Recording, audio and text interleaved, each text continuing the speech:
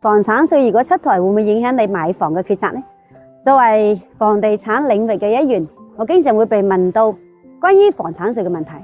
琴日出咗個視頻，結果又有朋友問啦：出台房產稅試試？好，我嚟回答你嘅問題啦。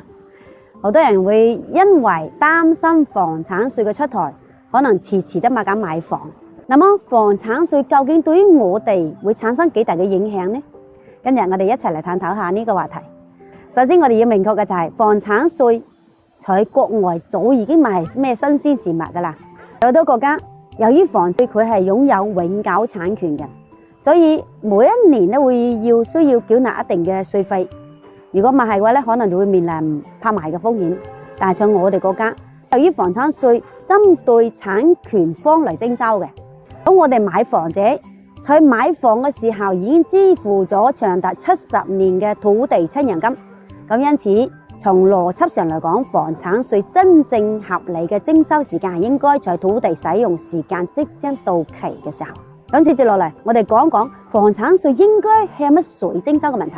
咁由於房屋性質比較多元化，包括商品房、福利房、房改房、小產權房、經濟適用房等等，咁呢啲會令到徵收對象變得比較複雜。比如講，有啲老人家在核心嘅城市、核心嘅地段擁有嘅係優質嘅房產，佢哋每正月領到嘅退休金可能僅係個幾千蚊啫。但係呢一類嘅人群，難道我哋要將佢嘅退休金來繳納房產稅嗎？呢個顯然其實係唔合理嘅。另外一方面，如果講只對商品房徵收房產稅，那麼就會出現已經繳納過相關稅費嘅房產再次徵收稅費。咁未有繳納稅費嘅嗰啲房產，反而唔需要徵收稅費嘅情況喎。呢種在情理上嚟講，其實好難企得住腳咯。再一個，我哋要考慮嘅係房產稅如何徵收嘅問題。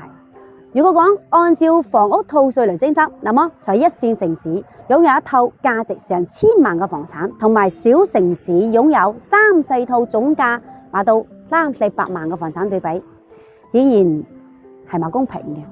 因為按套數嚟徵收，導致有錢人係唔需要繳稅嘅，而經濟條件比較差嘅普通人反而要承擔稅費。另外一方面就係，如果按照房產嘅面積嚟徵收，那麼對擁有一套200平方嘅自住嘅人嚟講，擁有3、4套總面積加埋起身都不如一套大套嘅人嚟講，樣亦係冇公平嘅。因為按照面積嚟徵收，會導致房產多嘅人唔需要交稅，房產少嘅人反而要承擔稅費。係由於房產稅徵收嘅成本難度係比較大嘅，而推出係一直遲遲未能夠實現。即使未來嘅房產稅推出，佢嘅稅率可能都冇太高。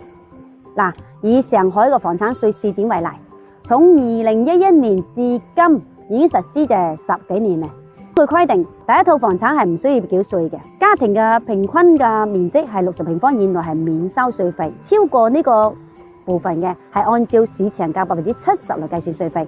稅費方面，我記得冇錯過咧，第二係在0.4到0.6之間。咁對於單價低於3萬平方嘅房產，按照0.4%嚟徵收，那麼房產稅對於上海嘅房價影響有幾大呢？